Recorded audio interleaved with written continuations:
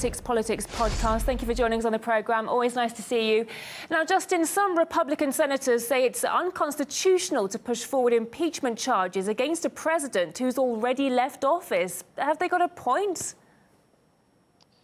Whether or not they have a point, it's not going to stop this trial from happening. This was something that was fated as soon as the January 6th Capitol riots occurred. Obviously, there is a lot of acrimony that came from Donald Trump's refusal to admit that he lost on November 3rd. And his example there will stand throughout the rest of American politics whenever somebody doesn't want to give up the ghost. But his refusal allowed a window for something really ugly to happen. That happened.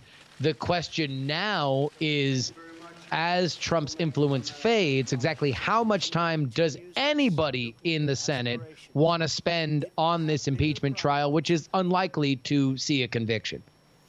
How much of this latest Trump impeachment saga do you think is irreparably splitting the Republican Party? I mean, can it recover?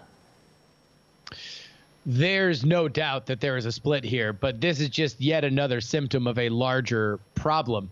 The Republican Party was obviously adrift enough in 2015 and 2016 to allow Trump to effectively hijack what is, certainly compared to the Democrats, a far more organized party. So that's really where this begins. He was able to bring a lot of excitement and a lot of votes into the Republican column. Now that he is exiting, and he is exiting on such a controversial level, all these politicians need to decide: are they on the ye old Republican side or on the yeehaw, more populist side of Republican politics? Is this about the country club or the dive bar? Right. If the Republicans can't overcome their disunity, the question is whether the party can even survive in its current form. What do you think? I think that the Republican Party will be around for a long, long time. I don't think that we are at the point where either of our two major parties are going to go away anytime soon. What I do think is real is that these parties do shift and change. They shift priorities. They shift where they are going to go. And I think that right now, if you look at the actual election results that happened, you saw a lot of suburbs filter into the Democratic column, and a lot of the cities, a lot of working class people, including minorities, filter into the Republican column. So I think that with all that shift, the question that everybody needs to bet on right now, specifically those that are going to run in 2022, where do you think the party's going to be in 2 years when everybody's got to go into a booth and press a button?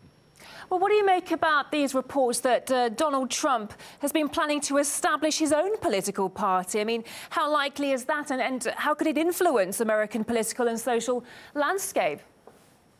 Donald Trump is going to be an influential voice in American politics for the next 10 years at the very least.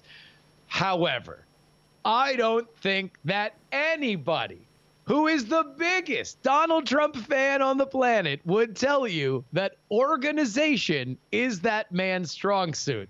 So I find it a little rich to think that he would start his own party. However, I do think that he will be somebody that Republican politicians will have to pay attention to. You're going to have a lot of people courting his favor, including Sarah Huckabee Sanders, his former press secretary, who announced today that she's going to be running for governor of Arkansas. Thank you for joining us on the program. Justin Robert Young, host of the Politics podcast. Thank you very much. Thank you.